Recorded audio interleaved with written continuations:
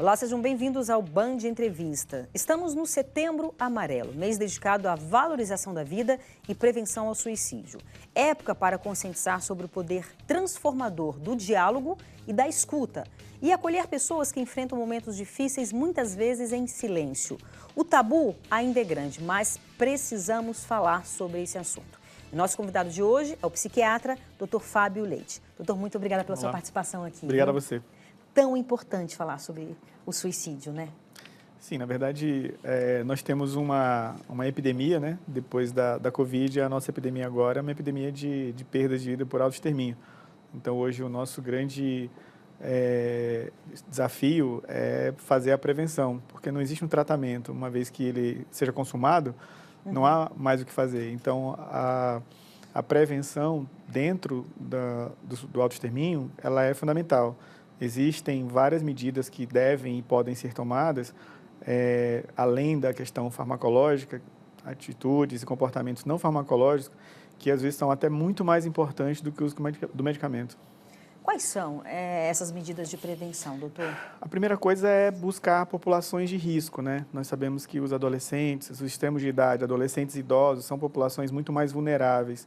Outras pessoas em situações também, digamos assim, vivenciais, pessoas que acabaram um relacionamento, que estão desempregadas, que passam por problemas financeiros ou sociais muito importantes. Algumas pessoas que sofrem algum tipo de preconceito de gênero ou racial são pessoas que acabam tendo uma vulnerabilidade emocional muito maior, pessoas que têm algumas doenças psiquiátricas como depressão, transtorno de personalidade, abuso de substâncias, pessoas que têm quadros de dor crônica, algumas pessoas portadoras de patologias que trazem sofrimento, angústia muito grande, doenças como, às vezes, doença renal, que o paciente tem que fazer diálise, a qualidade de vida cai muito. Então, existem fatores sociais, fatores médicos e psiquiátricos que deixam determinadas pessoas numa posição, numa zona de risco aumentado. Perfeito. Muitas vezes, como a gente falou aqui, essas pessoas elas sofrem em silêncio, né? Não raro a gente percebe pessoas que cometeram o autoextermínio e parentes ou familiares falam assim, mas eu nunca percebi nada. Qual o olhar atento de quem está ao redor dessas pessoas deve ter? A primeira coisa é imaginar que isso pode passar na cabeça de qualquer pessoa. Porque a frase que é muito comum quando isso acontece é: nossa, mas eu nunca imaginaria. Exato. Então, eu acho que imaginar que isso pode passar na cabeça de qualquer pessoa já é um bom começo. O segundo ponto é desmistificar o assunto.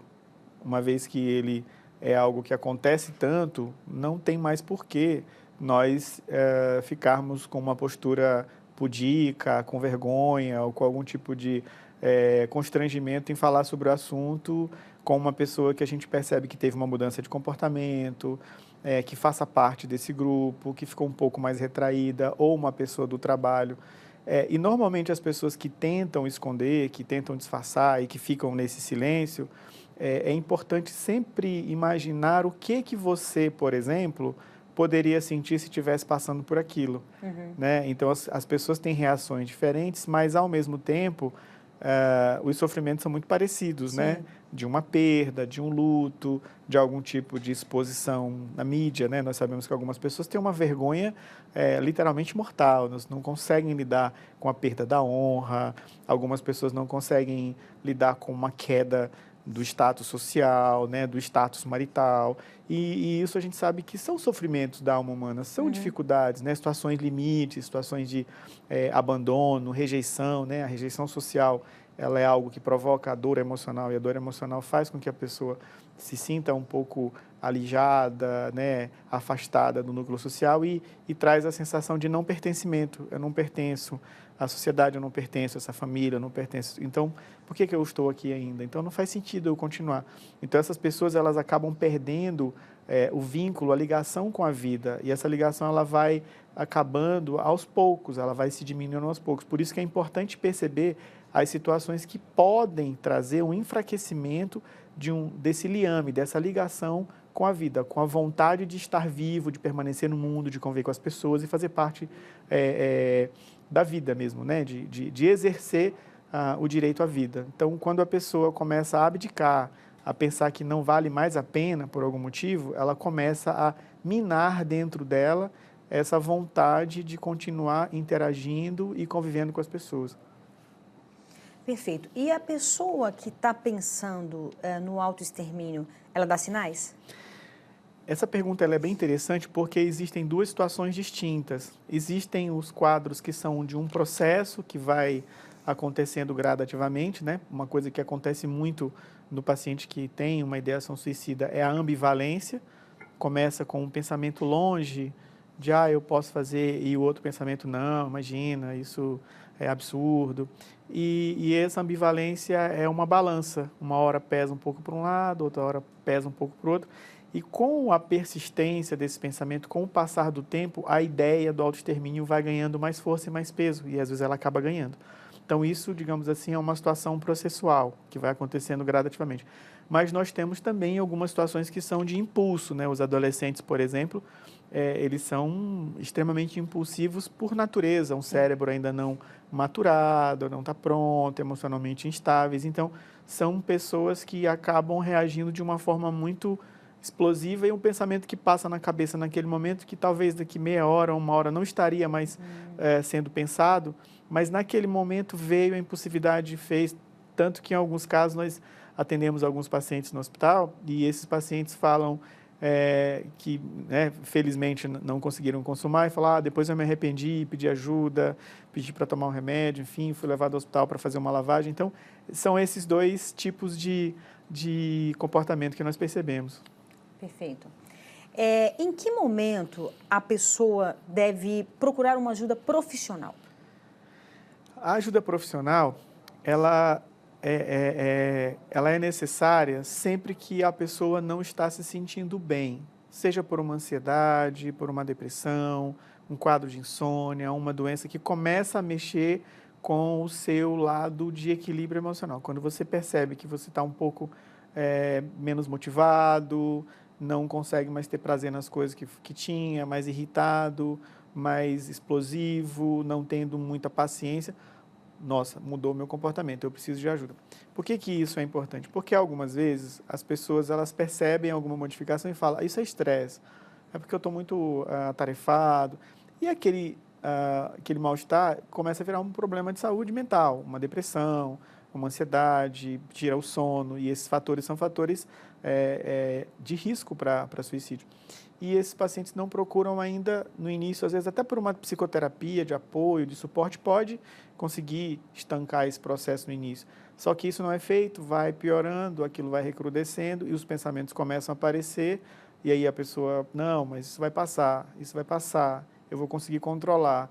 Só que depois ele é engolido por aquela doença que ele acha que tem controle, que se ele usar o racional ele vai conseguir evitar uma consulta, tomar um remédio, porque tomar um remédio parece uma fraqueza, procurar um psicólogo é algo que demonstra que você não é capaz de resolver sozinho. Então, existe uma série de preconceitos que não são preconceitos apenas com a questão de falar sobre o suicídio, mas um preconceito de buscar ajuda psiquiátrica e psicoterápica. Começa por aí, né? Sim. O preconceito do suicídio ele é meio que secundário ao preconceito ao tratamento psiquiátrico. Por quê? Porque a pessoa, para chegar, às vezes, a tentativa de autoextermínio, né? Ela já não se sentiu bem em algum momento e, às vezes, não conseguiu falar, não conseguiu se abrir. E, por isso, é muito importante que as pessoas, às vezes, ao redor, falem, busquem, puxem esse assunto, perguntem, não de forma direta, você está pensando em suicídio, mas está tudo bem, eu estou te achando estranho, diferente. Eu já tive pacientes que foram levados ao consultório por colegas de trabalho. Eu achei aquilo fantástico. Sim. Olha, nosso colega está diferente, está esquisito, nós trouxemos aqui porque não está do jeito que deveria estar. Então, assim, é uma coisa... Um olhar humano que a gente deve ter, exatamente, né? Para com todos aqueles que estão ao nosso redor, né? E isso é prevenção.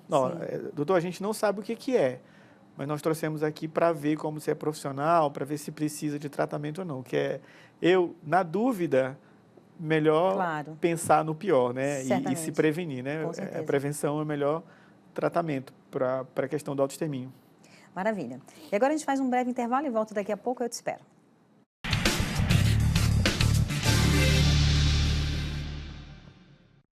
Estamos de volta com o Band Entrevista, hoje falando sobre Setembro Amarelo e a prevenção ao autoextermínio. Nosso entrevistado é o psiquiatra Dr. Fábio Leite. Doutor, uma das frases mais ricas da humanidade é conhece-te a ti mesmo, né? E a gente entra nesse processo de autoconhecimento por meio da terapia, por meio da análise. Por isso eu tenho uma teoria de que todo mundo deveria fazer análise exatamente para se autoconhecer, né? E aí entra essa questão que nós falávamos e que você especificamente falava anteriormente, que é o tabu, né? Sobretudo, acredito que com os homens talvez isso seja maior por conta de uma sociedade machista que a gente vive, né? Sim. Não, eu dou conta dos meus problemas sozinho, eu vou falar dos meus problemas com quem eu nem conheço. Não, é um profissional que está ali para te ouvir, né? Ou então eles falam, não, eu converso com os meus colegas. Uma coisa não tem nada a ver com a outra, né? Então, assim, a questão do autoconhecimento também é fundamental para você perceber exatamente esses sintomas que você falou, né? Eu não estou mais sentindo prazer nas coisas que antes me davam prazer, meu sono não está legal, eu não estou conseguindo conviver bem. Então, esse autoconhecimento, ele é fundamental nesse processo? Na verdade, nós, no Brasil, nós não temos uma cultura, digamos assim, muito refinada do ponto de vista existencial, sim, do ponto de vista humano, né? O brasileiro, infelizmente, pela própria formação nas escolas, o nosso conteúdo escolar, ele é extremamente voltado para um vestibular, para fazer uma prova. Então, nós não temos uma formação dos clássicos. Você vai ver Shakespeare, por exemplo. Dostoiévski, né? Que fala tanto. Aí você vê nesses livros de literatura, em algumas músicas, algumas óperas, os problemas da alma humana, sim, né? Morte, traição, mentira, engano, amor, Romeu e Julieta, né? Que é um clássico que fala, né, sobre autoextermínio. O próprio livro do Goethe, O Sofrimento do Jovem Werther, que foi o livro que trouxe na Europa uma corrente muito grande de autoextermínio, né? Porque é um livro que fala sobre o amor não correspondido de um jovem, ele acaba, né, decidindo ceifar a própria vida. Madame Bovary. Exatamente. Então, quando você tem esses livros, isso é trabalhado nas escolas de uma forma muito tranquila, muito natural, a própria literatura, a própria arte, ela vai trazendo para a gente de uma maneira suave questões de sofrimento, de dor, que isso é comum. Alguém escreveu aquele livro, falou sobre aquela época, as pessoas também daquela época sofriam, também tinham problemas parecidos com os meus. Então, essa identificação com o outro, com essas histórias, pode trazer para a criança, para o adolescente, já essa abertura para que mais tarde, lá na frente, ele fique mais suscetível, digamos assim, a falar, nossa, eu acho que eu estou sentindo aquilo que eu li naquele livro, eu acho que isso é natural, eu posso procurar ajuda, eu acho que eu estou com algum problema, de conversar com um parente, dentro de casa, família, um colega. Então, muito do nosso tabu vem do nosso empobrecimento intelectual, né? Hoje nós sabemos que a falta de informação, não apenas técnica, né? Porque a gente vê pessoas que são da própria área de saúde que, infelizmente, né, tentam suicídio. Então, isso pode acontecer com todo mundo. Mas a busca de tratamento, de terapia, como você falou, numa sociedade machista, atinge principalmente os homens. Por quê? Porque toda essa parte de arte, de literatura, tudo que é poético é ligado muito ao feminino. Então, verdade. As mulheres acabam que são quem mais procura tratamento psicoterápico, que mais procura tratamento psiquiátrico, que vai tentar fazer algum tipo de atividade, terapia ocupacional que melhore o seu humor. Além do que, se nós formos comparar, por exemplo, câncer de mama e câncer de próstata, existe também o machismo no exame do câncer de próstata. Então, digamos que o conhece-te a ti mesmo, eu acho que, na verdade, a palavra mais certa seria descobrir, porque eu acho que, no caso dos homens, o homem tem uma característica de se encobrir, né? Se esconder. E acaba se escondendo tanto que se esconde de si próprio. Porque a sociedade fala, não, mas o homem não chora, mas você tem que ser forte. Mas o que é ser forte? Né? Ser forte é o quê? É o quanto eu aguento, o quanto eu suporto? Ou é o quanto eu consigo dar conta de me descobrir?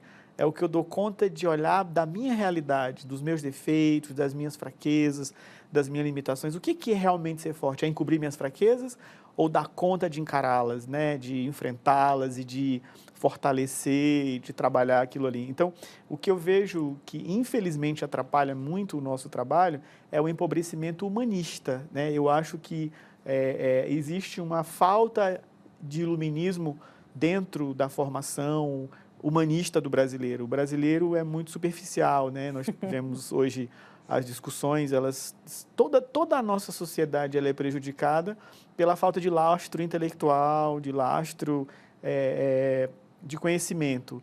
E isso acaba também atrapalhando pessoas que têm nível superior, pessoas que têm pós-graduação, que têm uma formação, mas que têm um empobrecimento do ponto de vista cultural. E esse empobrecimento cultural, ele deixa a nossa sociedade brasileira certamente bem mais vulnerável. O que não quer dizer que não exista no primeiro mundo. Sim. Não, mas as pessoas, por exemplo, um europeu, um francês... Tem um repertório maior, muito né, maior, e a abertura de que eu não sou fraco porque eu estou procurando um terapeuta. Pelo contrário. Isso não quer dizer que a minha masculinidade está sendo diminuída porque eu estou tomando um antidepressivo. De forma alguma, né? Sim. Então, quando há, desde muito jovem, adolescente, na escola, no grupo familiar, dentro da sociedade, isso é abordado de uma maneira natural, tranquila, quando há necessidade de algum tipo de busca de ajuda, aquilo é feito de uma forma muito, muito tranquila. Sim. E aonde que entra a importância dos medicamentos? Os medicamentos são fundamentais, tá? Inclusive situações de risco, né? Situações de crise, de tentativa, nós temos hoje no Brasil vários medicamentos antidepressivos, estabilizadores do humor, que o paciente tem que usar tanto para prevenir quanto depois que tenta, que a gente chama de pós-venção, né? Na prevenção e na pós-venção, depois que há uma tentativa para que esse paciente passe a tomar uma medicação. E a gente tem hoje no Brasil a acetamina, que a gente pode usar de forma venosa, que não é, digamos assim, on-label, não está na bula, mas existe uma nasal, né, que é... Cetamina? Cetamina, ou cetamina, tá. A nasal, cetamina que a gente tem no Brasil, e que ajuda bastante na prevenção do suicídio, é um instrumento, é uma substância, um tratamento extremamente eficaz, extremamente útil, né, e que a gente percebe que alguns pacientes conseguem sair dessa fase aguda, dessa fase crítica, e depois continuar com a medicação oral, com terapia, e realmente tem salvo muitas vidas, né? Eu tenho uma clínica de infusão de cetamina e a gente tem uma experiência, alguns pacientes só estão ainda vivos por conta desse tipo de tratamento. Depois pode parar e continuar com a medicação oral, mas assim, é extremamente importante. E o nosso trabalho, no Anchieta, a gente está fazendo inclusive isso, né? Um programa de prevenção de suicídio que do pronto-socorro, internação, ambulatório, o paciente ele tem toda uma assistência, tem todo um cuidado de recebê-lo no pronto-socorro, numa situação crítica, levá-lo para dentro do hospital para que ele faça o tratamento necessário, esperar o tempo que ele precisa de recuperação para ver se a alta vai ser de forma segura para casa, para o ambulatório ou para uma clínica especializada, né? A gente sempre tenta evitar que o paciente vá para uma clínica por conta dos transtornos, para a família, o paciente, mas a ideia é que essa alta seja segura e que ele continue sendo acompanhado ambulatoriamente. Então, a ideia é de fazer esse programa de prevenção de suicídio onde o paciente tenha todo o aparato que ele precisa para proteger, né, a própria vida e evitar uma nova tentativa. De uma forma leiga, para que as pessoas possam compreender, quem está passando por algum processo depressivo, até mesmo com pensamento de autoextermínio, o cérebro, ele deixa de fabricar algumas substâncias e aí esses medicamentos entram para ajudar na fabricação dessas substâncias? De uma forma leiga, tá? Na verdade, assim, hoje nós temos uma teoria, por exemplo, do quadro depressivo, que é um dos principais quadros que levam à ideação suicida, o transtorno bipolar também, a depressão bipolar, alguns transtornos de personalidade, enfim, normalmente cursam muito com um quadro depressivo. E aí o paciente tem pensamentos mórbidos, pensamento de morte, uma ideia de morrer, depois uma ideia de se matar, depois planos de se matar. Então, são graus de gravidade, de severidade que vão piorando, né? E isso a gente procura na conversa saber se o paciente teve só pensamento, se ele fez um planejamento, se ele tinha os meios, né?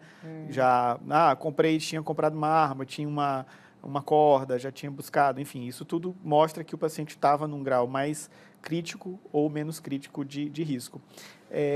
No fundo, o que a gente sabe é que a depressão é uma doença inflamatória, não é só a queda de neurotransmissores, existe toda uma desorganização. Nós temos, por exemplo, quadros que acontecem na infância, situações de abuso, né, que você muda toda a morfologia cerebral, de hipocampo, hipotálamo, algumas estruturas cerebrais em que o indivíduo realmente tem uma alteração até neurológica por conta de sofrimentos na infância, traumas, abusos, né, pais abusivos, tóxicos, situações de infância que chegam em determinado momento da vida quando aquela pessoa precisa, né, reagir a algumas situações da vida, ela não tem aquele reservatório, digamos assim. Existem quadros absolutamente agudos, né, que a pessoa não vem piorando gradativamente. É importante falar uma coisa, que o estresse crônico, ele pode levar a um quadro depressivo, é o que mais nós vemos hoje. Então, o estresse prolongado, ele faz com que nós liguemos no cérebro o mecanismo de luta e fuga, como se fosse o alarme do seu carro. Mas que o alarme do carro liga só para você perceber que tem alguma coisa errada, você vai lá e desliga. Sim. Agora, quando você não está presente, que o seu carro ativa o alarme, aquele alarme fica ligado, quando você vê o barulhinho vai diminuindo, diminuindo, vai ficando fraco, fraco, porque a bateria vai arriando. É a mesma coisa. Esse mecanismo de luta e fuga é como se fosse o alarme do carro. Entra em alarme. Só que você vai, né? Sociedade competitiva, extremamente opressora, vários preconceitos. Cobrança no trabalho, performance, rede social, quem viajou mais, quem viajou menos, quem é mais feliz, quem é menos feliz, quem ganhou mais dinheiro, quem está mais rico, né? Quem emagreceu mais, quem, enfim. Tudo isso leva a uma pressão de performance, tudo aquilo que a gente sabe, né? Que as pessoas discutem muito. E essas pessoas começam a deixar esse alarme ligado e ele não desliga. Problema da economia, problema político e tudo, a sociedade está ali tentando resolver as questões, problema familiar, social. E esse estado de alerta prolongado, ele vai depletando também, ele vai diminuindo os níveis de alguns neurotransmissores, entendeu? Por quê? Porque esse mecanismo de luta e fuga, ele era, no passado, né, no homem primitivo, ele era acionado até que ele lutasse ou fugisse. Exato. Agora, como é que você vai fugir do preço do combustível, do seu chefe, do seu trabalho, do trânsito? O seu predador, né, o seu opressor, você vai ter que conviver com ele diariamente. E isso faz com que haja um cansaço, digamos assim. O cérebro vai cansando e ele deprime. E é por isso que muito do estresse desemboca em quadros depressivos e a pessoa perde a energia e acaba tendo esse pensamento, principalmente porque, nossa, mas eu não estou dando conta, como assim, né? Todo mundo dá conta, o meu vizinho, o meu colega, meu irmão, meu parente deu conta. Então, essa sensação, às vezes, de incapacidade, insuficiência, faz com que o indivíduo tenha ainda mais problema de autoestima, de menos-valia, e ele fala, não, eu acho que realmente eu não estou dando conta. Então, tem toda uma questão neurobiológica, existencial, social, né? O próprio Durkheim, né, falando sobre o suicídio, ele traz questões sociais, mas a gente já tem vários trabalhos mostrando questões realmente psíquicas, algumas doenças como insônia, né, dor crônica, que também predispõem ao quadro depressivo, porque tem uma relação muito grande com as mesmas vias neurais dos quadros depressivos, que também a gente sabe que a depressão é uma doença neuroinflamatória, ou seja, o cérebro ele fica um pouco inflamado, como essas outras patologias também trazem. A questão do idoso, que é uma questão existencial, de olhar para frente, não ver mais muita perspectiva.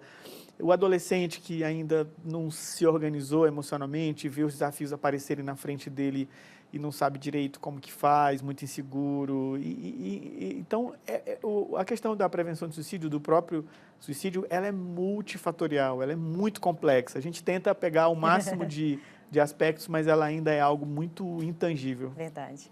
É isso, agora a gente faz mais um breve intervalo e volta daqui a pouco, eu te espero.